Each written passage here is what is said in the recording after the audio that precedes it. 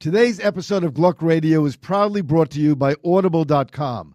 Audible.com is the premier provider of digital audiobooks, offering titles in every genre. Now, I want you to go and get a free audiobook download and a 30-day free trial at audibletrial.com/GluckRadio. There are over 150,000 titles to choose from your iPhone, Android, Kindle, or MP3 player. If you're a fan of this show, you might like to download American Savage by my fellow podcaster and sex advice columnist, Dan Savage. Or how about Crush It?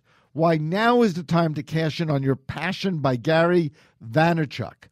To download your free audiobook today, go to audibletrial.com/GluckRadio. Again, that's audibletrial.com/GluckRadio.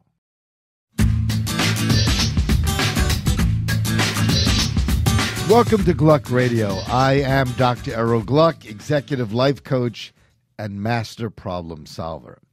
Today we're here with wing girl and dating expert Marni Kinrys. She will be discussing dirty dating tips on everything from approaching women to having a great first date that might become the first night together.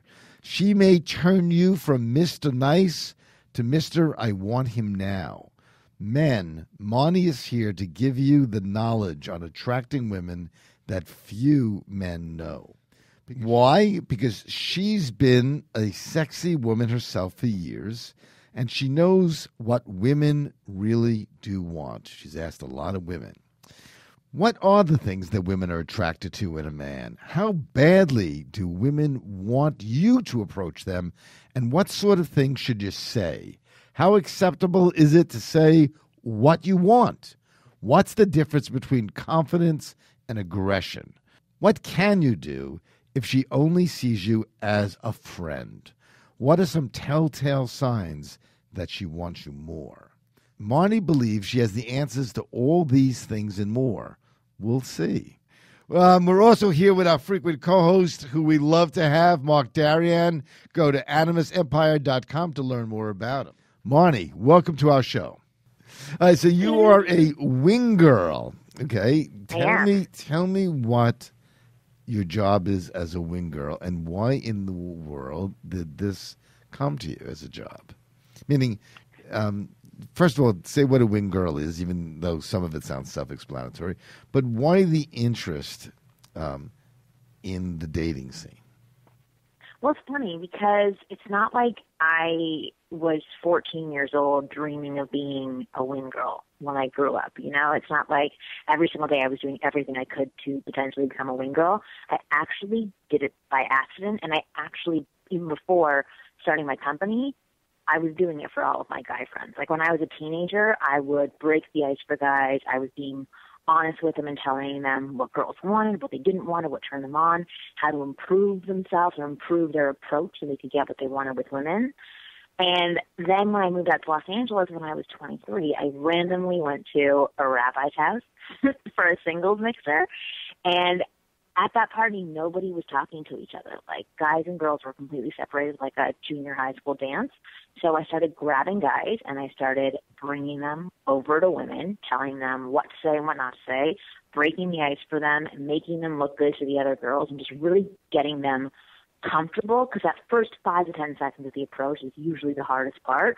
Once you get past that part, it's easy for a lot of people. So I just started doing that for the evening for a lot of guys at that party. And by the end of the night, people were mixing, they were talking, they were having fun, they were making out, a couple of them. And when I went home, I said to my roommate at like 1:30 in the morning, I love what I did tonight. I want to be a wing girl. I think I can be a wing girl for guys, and I think that could be what I do for a living. He's like, that is never going to happen. Guys do not care what women think. They do not care what women want. They just want to get laid. And I was like, that's not true. So I went into my room, and again, at 1:30 in the morning, posted an ad on Craigslist. By the next morning, I had over 75 responses from guys who were interested in having me as their wing girl. And so now I'm going to define what a wing girl is. So in the very beginning, a wing girl was a girl who went out with you to a bar, a club, a grocery store, anywhere that you wanted to go, and helped validate you to other women. They made you look good. They chatted up girls for you. They told you which girls were available, which girls weren't available. They helped make you look the best that you could possibly look, just like a wingman is to his guy friends. A wing girl does exactly the same thing. But since I started my business, I've kind of transformed what a wing girl is so that I can help men all around the world. And now what I do is I provide guidance and advice and also lessons on how to do these things for yourself. And I offer men a female perspective on what's going on. So it's kind of consulting at this point. You're consulting about the areas. Now, before, like, you took it to the next level, but when a person was a wing girl, and didn't take it to the next level, how did they get? Was there a paid kind of thing, like for a couple $100, you take me out? Oh, so okay, so it was. And wait, Marty, let me ask you this. Was the purpose of having the wing girl to help the guy or just to make the guy look good just because there's this girl now standing next to this guy, therefore he is less creepy by definition?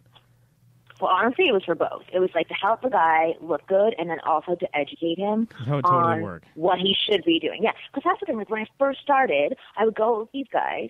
They would pay me a lot of money, and then, like, their night would be over, and they would be in the same position as they were in before. They would go out on their own and still be kind of clueless.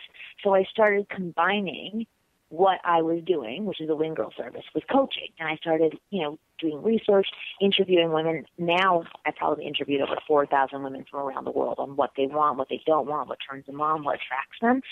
And I relay that information to the guys that I work with, because I really believe that if you're a man and you need a woman to pick up women for you, then you're not really much of a man. So I prefer for guys to learn on their own how to do it, and then after they know how to do it, then they can use the wing girl service. Or what if you ended up meeting your girlfriend that way because you had a wing girl and then your girlfriend found out later? That would be a huge conflict, I could imagine. Well, so that's not the conflict. It's not about having me there. It's about, like, it was about faking it, right? It's about, I would introduce girls to guys who weren't able to have or hold conversation, who weren't confident in themselves, and who just didn't have the skill set that women were looking for. So I turned it around probably 6 months after I started my company and really dedicated myself to teaching men how to be the man that women want to be with and how really ultimately to be the man they've always wanted to be. So you were actually coaching them, kind of training them, almost kind of a dating therapy kind of thing. Yeah, that's actually what it totally becomes. The thing is like I answer all the basic questions for guys, like what does she mean when she says X, Y, and Z? Why did she do this? Is she flaking on me? Blah, blah, blah. I answer all of those questions, but the guys that I work with and the guys that I coach, they really have other things going on that are underlying all of the female stuff. There's some confidence issues there. Anxiety. And they don't really know how to ask for what they want, or they don't know how to be assertive, or they don't know that it's okay to go up to a woman and say, like, you're really adorable. Like, I want to take you out.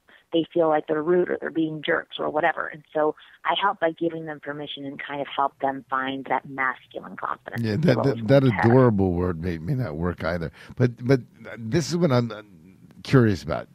Tell me, curious about a lot of things, and I love your attitude and your energy, by the way. It's just wonderful. Thank you. What do you find is the common thread? In the same way that I find, in my practice, that the common thread that interferes with people getting what they want is just basic fear and anxiety of rejection. 100%. Okay. 100%. That's all that it is. Yeah. So tell me that you have this anxiety. This core anxiety that keeps people from getting what they want or lying to keep what they have, even though they don't want what they have. What is it that you have found out that women do actually want? Well, to be honest, it's the opposite of that. It's men who are like, okay, I could get rejected, but I'm going to do it anyway. The men who don't let little things like that No. I don't want to talk about the men yet. I want to talk about the women for a second. Oh, no. That's what I'm saying. That women are attracted to the guys who sort of charge through that, and it kind of sucks sometimes because most of the guys who are able to sort of say, like, screw being rejected, I don't really care, I'd rather go after what I want, end up being guys who end up being jerks or assholes or douchebags. And yeah, exactly. Psychopaths are great at that. They don't need you at all, Marni. I bet you get no psychopaths as clients. Oh, I've talked to many of them, and trust me, it's like an endless battle with them. It's crazy. But yeah, that's ultimately what they're attracted to. The thing is like, I realized, okay, for me, the reason that I do what I do is because I resonate so much with the guys that I work with. I'm straight. I have a husband. I have a baby, obviously. But I used to be extremely intimidated. That doesn't count anymore, by the way. Right. Yeah, this is Los Angeles, so who knows? This could be a hippie commune. The baby doesn't really kind of count as the husband there. Okay, but Gad, I mean, and by the way, do you find a lot of the guys fall in love with you? Oh, probably. No. Maybe a little bit. They don't tell you. I can see that. Yeah, it's like they see me as something totally different, and if they were to go down that path, which they never have openly done that with me, they just know that it's very off limits. I make it very clear in the way that we work together. All of the literature on my website is very clear that I'm not for you. I'm not there to date you. I'm there to help you. So yeah, that's very clear. But what I was saying before is that, like, I used to be really anxious, really intimidated by girls. I used to think pretty people were better than me. So I really resonated with the guys that I work with because I understood where they were coming from and where that anxiety came from. And the thing is that now, through coaching these guys, like, I've transformed my own anxieties where I see women as being equals to me, even if they're gorgeous or really famous or really popular or really outgoing. I've sort of humanized them, and that's what I do for a lot of guys. And I think it's a great benefit to women because now awesome guys with integrity and good intentions also have the skill set to approach them and be with them, as opposed to just the narcissistic, sociopath, psychopath man who pushes past fear of rejection and goes up and approaches them.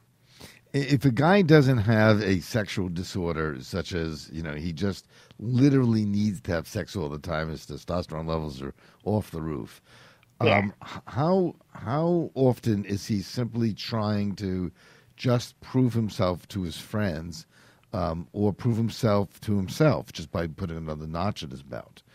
And by the way, tell me where like and love fits into all this and relationships.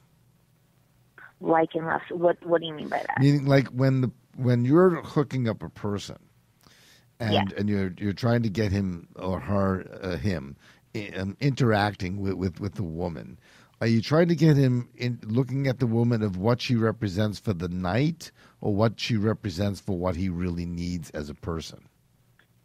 To be honest, I really just want to give people options, but I want them to have those options with integrity, right? Like, I don't want them to look at women as objects. I'm a woman, so I don't want anybody that is going to objectify me or anybody else as part of my gender, because I think that it's shameless, it's useless, and it's not needed to get what you want. I think that you can do everything with high integrity and honest intentions, but I really I'm not a preacher of everybody should be in a relationship and you can't sleep with multiple women and you can't do, like, I just want to give the guys the options that they've always wanted to have. I want them to have sex in a bathroom at a club if that's what they want to do. I want them to date multiple women at a time. I want them to potentially find an awesome relationship. Yeah, and I think what a lot of people don't understand, I think what Marni's trying to convey here is the ability to have sex in a bathroom in a club. That is somehow a gateway to a relationship. If you can do that, then the steps that it takes to get into a relationship are much easier. Because having sex with a woman in a club comes down to you need to work on your anxiety. And once you do, girls want to have sex in the bathroom with you. That's what they want. With a guy, They just want to be that guy that they've always seen, right? The guys who they get really mad at, where they're like, I've just spent half an hour talking to this woman, being super nice to her, buying her drinks. You came in for 10 minutes, and now you're going upstairs with her. Like, I want to end that frustration. I want them to be able to do whatever they want and be able to select the women they want into their lives rather than just taking what they can get, which for a lot of the guys that I work with, that's what kind of happens. That's why they get so fixated on one girl who gives them attention, even if these girls aren't that great. That's why they end up in the friend zone, you know? No so options. I want them to think like, okay, if you say no to me, I've got 5 other girls over there who are totally down for whatever it is. Or 50, or I'll go to the next club and there's 50 more. It doesn't matter. It just keeps Yeah. coming. So why, Mark, do you think that women want to have sex in a club? Meaning, at the end of the day, are they... girls are nuts. More nuts than guys when it comes to stuff like that. But don't you think that they're looking that...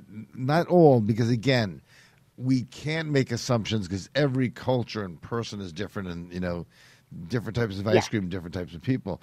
But generally, the woman having sex in the club is being not very discriminating, and I think she is, actually. She's discriminating. I think women who have sex in the club get taken down a notch. People say, "Oh, you would just have sex with anybody," and I don't think that's true. They would have sex with a man with the first 5 minutes of meeting him if he gets to a certain set of criteria. Okay, so and not many guys do, and a lot of that criteria comes down to, I mean, a girl wouldn't say it this way, but what it really is a guy with very little anxiety. Okay. That's really what it comes down to. I completely agree with you. Listen, I'm a huge prude. That I am a prude girl. I've been a prude girl for my entire life. But things that in my life I have been open to because it's been the right guy who is fearless asking me to do them. So I'll tell you a story. Like when I was 20 years old, again, used to be the biggest prude. I was backpacking in Australia, and I would make out with everybody and kiss everybody. Like I was fine with that, but going any further would not happen for me. I would just like freeze up and tense up. And I met this guy at a bar one night. I saw him from the beginning of the night and just thought like that guy is amazing. He was skinny. He was 5'7". He wasn't anything to look at, but he was just like this leader of his group, and he was having fun. And yeah, he was cool. And like he would walk by me, look at me, smile at me, talk for 2 seconds, but then go back to his friends. His friends were more important. He was having an amazing time, and I loved that. And at the end of the night, he came up to me, had like a 3-minute conversation, then happened to find out we were staying at the same hostel. Walked back to our hostel together. Started making out. We went back to my room in the hostel and started making out. And he then like reached for my bra to undo it, and I tensed up immediately. And the thing is that I've done this so many times with so many other guys, and a lot of guys do not handle that situation well. Either they get mad at me, or they get uncomfortable, or they get discouraged because I don't tense up, or they just push past it, right, and ignore it. But this guy did something that no guy had ever done before with me. He stopped, looked at me, and said, if you're uncomfortable with anything that we're doing, just slap my hand. And he literally grabbed my hand, slapped his own hand, and said, and we'll stop. And I said, that's amazing. And I completely relaxed, because at that moment I was like, that is awesome. My sexuality is now my choice. And I love that he just handled it so well and said he didn't care either way. He was fine with whatever it is that I wanted to do. And I slept with him. That was my first ever one-night stand. And that was very uncharacteristic of me, but his behavior allowed me to really free myself sexually so that I wouldn't feel bad about my choice afterwards. That's a great point, and that's something that guys email me and have questions about. They have, because they have situations where they have girls up in their bedroom, like they're college age, and they go in and do something, and the girl freaks out and runs away, and they're asking, why did she run away? And I'm saying, trust me, dude, you did something weird. You were pushing too hard or being skeevy. Right. Or when she stopped you, you got all flustered. There was some anxiety or shame issue that came up in that moment that caused you to act like a weirdo. And that's what caused her. No girl's going to really run out of your apartment unless you're being total creepo. Yeah, and I would completely agree with you, Mark. But Mark, and I'm going to ask this both to you. What happens if you get this really cool guy? He's real comfortable in himself. He's naturally has a good sense of humor. He doesn't have to try to put it on. and now they're in this intimate there's the intimate situation, and all of a sudden, for no other, the guy can't get it up. Maybe he drank too much. Maybe it just wasn't his night. How should the guy handle it? And what would you tell the guy to deal with the woman who's going through the, oh my God, maybe he's gay. Keep some Viagra handy. So many guys in New York. It's amazing to me how many guys in New York who have not reached 30 take Viagra just because it's fun. Just because I guess the erection's like even stronger. It's crazy to me. I've been hearing a lot about that as well. But so there's a couple of things going on. So they're drinking, they have like whiskey dick, whatever. So you're saying that they're in a relationship with a girl. So no. I'm just saying this is a one night stand. I want to know. I want to know how the guy deals with it. How would you tell him to deal with it? Cool. How do you become limp dick and the cool? Girl, sit back and relax. I'm gonna rock your world tonight with my hands, with my mouth. Forget about my penis. It's all about you. Do you give guys like in detailed tips on what to do if you're going down on a girl or fingering a girl, or does it not get that explicit? Well, I can't, because this is the thing. That's not my area of expertise, but I have other wing girls who like that is their main focus. So I'll always point them towards other resources. And I've learned a lot from people that I've spoken to, but there are people who are way better at giving that information than me. So I've worked with like ex-porn stars before who like they know about like how to actually be pleasured, not how to be pleasured in porn, because a lot of porn is done for the camera, but how to actually pleasure a girl, go down on a girl, finger a girl, have sex. So I will definitely give that advice. Yeah, you can actually pick up some bad habits from porn. Yeah, well, pick up bad habits and also pick up bad self-image. So many guys who I get coming through my door who are neurotic they're coming because they think their penis is too small, and it literally just their whole life is wrapped up into this, thinking that the size of their penis determines whether they're going to be successful sexually, which it doesn't. But that's a huge belief for men. The thing is, I've learned so much about men just from doing what I'm doing. So, how important is the size of a penis according to the women who you talk to? How much of this myth of penis size really is real? Okay, so I actually did a survey recently about sex and penis size and being pleasured, and the thing is that nobody ever said it has to be this size. There's never any specific size mentioned. They just say a good size, right? So a good size can be different for so many people, but what outweighed the good size of a penis was knowing what to do with it. So I always tell guys, it's like, okay, you can have the biggest penis in the entire world, but if you don't know what to do with it, then it's completely useless. And I've been with guys with big penises, and because they've always had a big penis, they've never really learned about how to pleasure a woman and how to use their penis. So they're just like jackrabbits. That's why fat guys are the most charming. That's not pleasurable. Yeah, they have and to the be. Other guys, yeah. Yeah, I mean, you can bring a woman to the verge of orgasm without using your penis at all. So let's say you have a 4-inch cock or something. If you bring her to the edge of orgasm, if you have a 4-inch cock, you just have to stick it in a few times, and that's all it needs.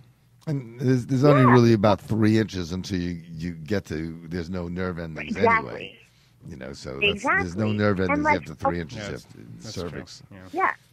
And a lot of the guys who write into me and say, I'm a virgin, it's really embarrassing, what do I do? So, and I tell them to educate themselves. Okay, you're a virgin, go out and practice and read books, watch videos, figure out how to be awesome in bed, gain confidence from knowledge, and then when you are in the bedroom, just treat it as like an exploratory adventure where she's a part of it, you're a part of it. That is way better than most guys who are out there, because you're going to be paying attention to her, paying attention to her body cues, because most guys have no freaking clue what a woman's body cues are telling them. Okay, so I want now spill the bills. What body cues should guys look for? Because everyone listening to this is what they want to hear. What are they looking for? Are they looking for the eyes? Are they looking for the hand? Things. No, the body movement, the body flow, little noises. So when somebody's doing something that I like, I will let them know through rolling my body in some way, okay, or moaning in some way. And as they get better and closer to where it is that I want to be touched, I'll either moan louder or I'll move faster. A lot of times when girls are wiggling, it's because your fingers or your mouth or something's in the wrong spot, and they're trying to get you to where the spot is that actually feels good for them. So if they're wiggling a little bit and trying to shift your hand or your mouth or your penis, then pay attention to that, because that means that you're just slightly off of where it actually pleasures them. But if they're like gyrating, I guess is the better word, it's not rolling. But if they're gyrating, they're definitely enjoying what's going on. Yeah, and girls will gyrate, and after you stop, and they'll just keep gyrating. It's almost like it's unconscious to some degree. Yeah. But I would tell women, the women who are listening to this podcast, here's what don't do. Don't give directions like a traffic cop. A little more to the left, a little more to the right, higher, slower, because that is kind of a turnoff. And fuck me harder is not a turn on. Okay, because at that point the guy is all of a sudden going to go soft because he's thinking, I'm doing it as best as I can. Right. I thought this was hard, yeah. Right? I thought this was hard. That's interesting, because I didn't even know that. That's a really good note, because like a lot of women who that's do a watch huge porn, turnoff. Women, yeah, but because of porn, we think that that's a turn on for guys. So that's probably why we're saying it, not because we really want to be fucked harder, but because it's like the sexy thing to say that you see in porn. So that's a really good point that you just made. I like when girls make that face where their eyes are about half open, or maybe only a third open, but they're crossed too a little bit. Yeah. It's like they just got hit with a bunch of heroin or something. Or 7 shots That's of a good tequila. look. That's a good look. You want to go for that look. When like her right eye is going off to the right, but her left eye is staying center. Like that's good. Unfortunately, if it stays for 3 days, you did something wrong. or really. Or right. But it's funny that you were saying about like the giving instructions. I actually wish men gave more instructions to women. I think, the reason we give instructions is because we realize that what you're doing, isn't exactly like eating cupcakes, It's a job, and it sometimes isn't amazing for you on your end. So that's why we give you directions, so that it can get us to where we need to be in a faster amount of time, and so that we're always feeling good. And I know that I wish sometimes men gave more instructions. And half the time, I can't tell if I'm doing a good job. See, I can't tell if he's the men who are confident will give instructions, because women take instructions better, because at the end of the day, they really want to please. Men don't take instructions very well, because it makes them feel like, I don't know what I'm doing. She knows more than me, and it's not a good feeling for them. But women are great with instructions. Okay, sometimes the guys don't know how to give it, because one of the biggest problems in intimacy is everyone is concentrating only on genitals and not on actually the entire body. As you pointed out, the objectification of breasts and vagina is just the wrong way of learning how to make love.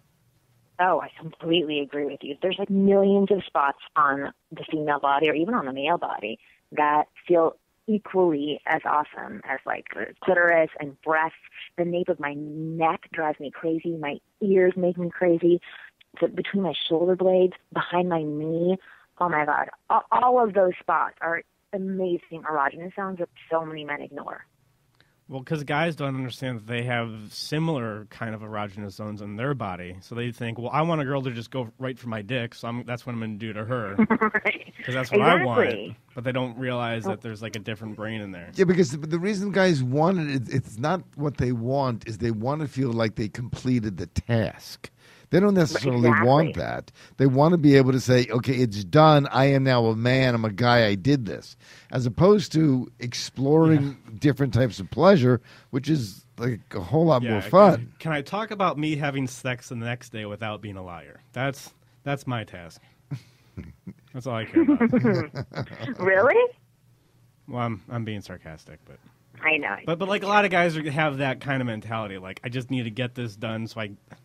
Right, meaning so I have bragging rights, as opposed to and that's probably, to be honest, that would probably be the reason why the bathroom thing, I think, could be counterproductive, because number one, it's usually under the influence of a lot of alcohol, and two, you don't have the foundation of dialogue, which is really sexy.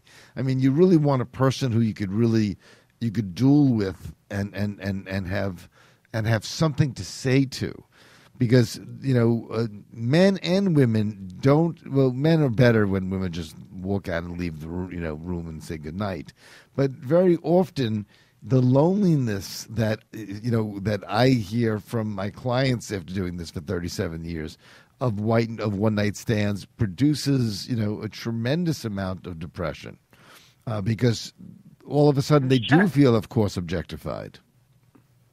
Yeah, not all one night stands are created equal. It's a good. Marni, you were about to say something and I missed it. Yeah. Well, I was going to say, so I think that for a lot of people, if they have continuous one-night stands, then that would lead to dissatisfaction. But I'll say for me, I want to have fun experiences in my life. I want my husband to come home and make love to me and tease me for hours and have amazing sex where we connect and stuff.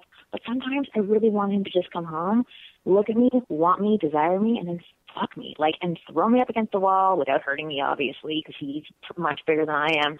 But sometimes you just want that animal urge. You want to feel wanted and desired, and I want it like how I see it in movies, And so sometimes I do want to have sex in a bathroom, and it's not about the conversation and connecting. It's about that roller coaster of excitement and that rush of just being wanted by somebody and me wanting that person back and then just acting on it. Yeah, it's almost like as much as men want to desire women, that's how much women wants to be desired by men. Oh, exactly. Good point.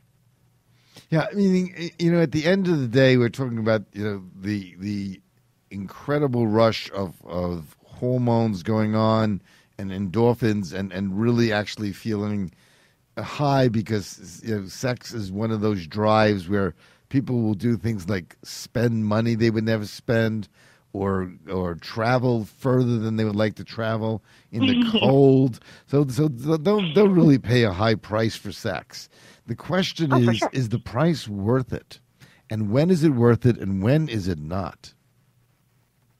I think that's, up to every single individual. I would say, I talk to my husband about this all the time. He's much more experienced sexually than I am. And, we've talked about, because he had a lot of one-night stands, and he says, they're not as satisfying because you don't know how the other person's body moves. It's drunk half the time. It's not great sex, but it's a fun rush. They're two different experiences. So I think every individual has to decide what their wants are, what their drive is, what they need, what they don't need, and when enough is enough, or when they're looking for something more serious or something more casual. That's completely up to them. Yeah, I think we need to keep in mind also that some people can have one-night stands for really degenerative reasons, while another person could have a one-night stand for great reasons, like I want to go out and have fun, while somebody else is, I have to have a one-night stand because, my father abused me when I was 12. And there's a lot of that, too, and you can't treat them like they're equally. There can be very pure intentions or very bad intentions. I mean, that's actually a great point, Mark, but somewhere that dialogue doesn't take place. So for some people, the one-night stand that is just, I want to have a great time, the next morning the text should be, you know what, don't know much about you, but you are amazing and I love my time with you. As opposed to, you're just like every other man who just wants to get in my pants, and I mean, you don't want that text. So how do you filter so that the next morning is like a pleasant morning as opposed to a horrible morning? I love what you just said. That's perfect. Oh, yeah. Well, you're asking me? Because I think I'm asking anyone who wants to answer that question. I'll tell you, I think you can pick up on crazy girls. It's not that difficult. I can't really explain it exactly, but if a girl is totally nuts, it's not that difficult to pick up on. Give me some of the things that you observe. This one time about 6 months ago, this girl came up to me just really drunk and smelled me. I've been out all day playing Frisbee in the park. She smelled me, And it's not what she said, it was how she said it. She said something to the effect of, "Oh, I could fuck you so hard tonight." And she had this crazy look on her eyes. And a lot of guys, I think, would have been like, "Oh, really?" But I was like, "No way in hell. Like, get away from me. I'm going to a different bar." And a lot of guys will take the bait on that, and they'll be like, "Why are all these crazy girls coming into my life?" Well, dude, you're being a moron. Now, let me ask you a question. Was this girl drop dead gorgeous? Truth, Mark. She was pretty cute. She was not drop dead gorgeous. And if she was drop dead gorgeous, I don't care about that. If she took her clothes off, I would have gotten a boner, which is all that really matters anyway. So, but if she was a 1. But if she was a 10 physically, would you have fucked her? No. Look, the easiest way to get over idolizing really attractive girls is to have sex with one, and then the next morning you think, "Oh, that was just like every other girl. It doesn't really matter that much." That's the easiest way to do it. Like, for the longest time, I remember I really wanted to have sex with a skinny girl. And then I did. And I was like, why? What? That doesn't matter. So thankfully, I've had enough experiences in my life where I could look at this girl and be like, "Wow, you're crazy. Get away from me." All right. Yeah. So Mark has a built-in nut detector. You know, to most guys don't, by the way. Most guys have no clue who's crazy. You need to go out and get more experience with girls and interact with a lot. It doesn't really happen that way, because what happens is that for most guys, for many guys, their brain shuts down and they go into a different mode. And the rational cognitive part of the brain that you seem to keep intact, that's a rare gift. Most guys don't really have that ability to do that. They just get into the mode that somebody wants me and I love to be wanted. Well, maybe I'm gay. Well, I just think your experience. I think you put yourself out there and you've collected a lot of information and knowledge. You've practiced, and that's where that attitude comes from. And that's the complete attitude that we were talking about in the beginning of this call was women are attracted to men who laugh at fear of rejection, who can say no to them.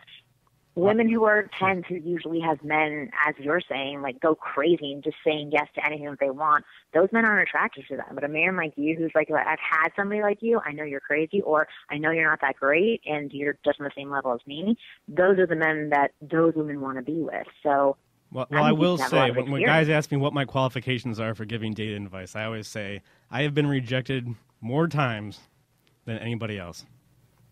And that's the same thing for the most successful salesperson. Not about my successes, it's about my rejections. That's what the greatest salesman in the world will tell you. What's your secret is I've been rejected more times than anyone else because I try harder, and eventually someone says yes, and if rejection doesn't bother you, then you're going to be very successful. Yeah. But let me ask you this question. Everyone's sober now. For a second, let's go to a sober bar. Okay, what's the difference in how you would tell the guy who doesn't have a drop of booze in him, how to go over to a woman, as you being the wing girl specialist, and how to actually engage when she's with a group of other women? Well, actually, I don't advise guys on just going to bars and clubs. Most of the things that I advise are used in an everyday scenario. So I have a method for creating conversation with women. It's called OSA. So it's observation, share, and ask. So that you break into a conversation, not forcing interview mode on women asking question after question after question. I actually like that, but give me an example. Okay, so for example, let's say you're in a coffee shop. So you make an observation, right, about the muffins or something, or the coffee. You say, "Oh, God, that coffee smells amazing." That's an observation, right? And afterwards, you share something. "Oh, I have to get my coffee because X, Y, and Z." Something about your day or about something that smell reminds you of. Something that gets you to open up a little bit more and inject some kind of emotional statement into what you've been saying, right? So you're talking in your own world, and you're inviting women to come into it as opposed to trying to pounce on their world and figure out what you can say that will get them to open up. And then after you open and share, you go into asking an open-ended question, which will hopefully get her to engage in conversation with you. And what would that open-ended question be? It could be something like, what kind of coffee are you getting? Or what's like the best coffee shop in New York? Or what's like something that pertains to the conversation that's at hand. So it's not like do you like, because that's a yes or no question. So you want to stick with how, why, what, where. And so the hope is what you're trying to get the person doing is to get more dialogue, so eventually he may be able to get a number, slip a number, and there'll be a date? Yeah, well, the thing is that when a guy comes up to me and just asks me question after question after question, I honestly close down after question number 3. Yeah. Most men and women do not like to be interrogated. That's absolutely true. No, but I like it when people just openly talk, and that person is saying to me, I don't care if you respond. I'm having a good time by myself. If you want to come and jump on this world, you're more than welcome. If you don't, these people are open for having a conversation. I think the best way to pick up women is to not, pick up women, to enjoy the world and be open to it, and to be a little bit more selective with who you allow into your life. Because a lot of guys approach women and they have this loaded gun, like literally a loaded gun. And they're like, I'm going to approach this girl, I'm going to ask her for her phone number, we're going to go on a date, blah, blah, blah. Like all these intentions are put onto them, which puts a lot of pressure onto them. But I tell guys to drill back their intentions and just say, okay, there's a cute girl. I'm going to go talk to her and see if she's cool. And then if while you're talking to her, you're like, you know what, I want to find out more about her, but I'm busy today. Maybe I'll ask her for her phone number. I'm going to do that now. To go step by step and not just focus on, okay, how do I get this girl to like me? How do I make this girl attractive? How do I make her laugh? Because when you're doing that, you're not really being present in the conversation, which stops you from actually connecting. But wouldn't you agree, Marni, that the ideal place is it gets to the point where your anxiety is so low that you can have more intention behind what you say, but it's okay? Yes. That's the ultimate. And I would agree as well.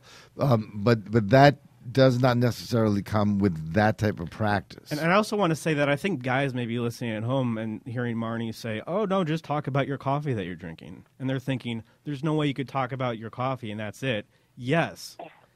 As long as you're doing it in a cool, confident way, that's all you need. You don't need much more.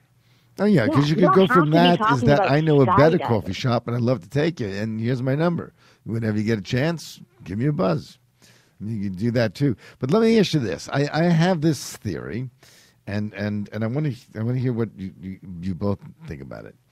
That emotional intimacy stops to some point when overt sexual intimacy gets involved. When there's some time to build some real dialogue and real comfort level where there is no anxiety and you really like the girl. Meaning I tell people don't try to screw someone you're not attracted to and you don't like as a person. Have some standards and build something where you really kind of like this person and then take it from there. What do you guys think? Well, all I would say about that is I don't really know how to create an emotional intimacy with the girl without first creating physical intimacy. I think you got. I think you have it backwards, Mo. I think the physical is the pathway to the emotional. No, I think the emotional is the pathway to the physical. Well, so, Marni, you have to weigh in on here. Well, the thing is like I don't want to skew myself towards saying that if you just want sex, that is wrong. Because I don't think No. We're not talking wrong, all right? It's fine either way. But here's the question: what is the pathway? I am saying that the emotional, okay, and the intellectual, and the if we call it spiritual, and I don't mean religious, connection creates a greater bond that leads to really amazing sex, as opposed to really amazing sex leads to a great relationship. So that's what I want you to weigh in on. Well, I agree with that. On a general basis, that is true. When you have more of a connection with them, when you meet at the mind, when you're also attracted to them, when you have common interests, there's so many things that can enhance your sexual experience. But there are some people who are just unbelievable in bed together. They just want the same thing, they do the same thing, and they have amazing sexual chemistry, but cannot make it happen on an emotional level. How many men have you slept with before you met your husband? I had slept with 11 people before I met my husband. Okay, so from New York standards, you're a virgin. But, yeah. Mark. But how many of you really slept with? No. She's telling the truth. So 11 men before your husband. And but I've made out with a lot of guys. But yes, for actual sex, 11 men. Okay, and we both all agree here that if you're a bad kisser, there's going to be no sexual chemistry. Agreed? Yeah, I guess. Mark's not shaking his head. Well, here. I'm trying to think when the last time I ran into a bad kisser. I don't know. That's tough. I've gone to bad.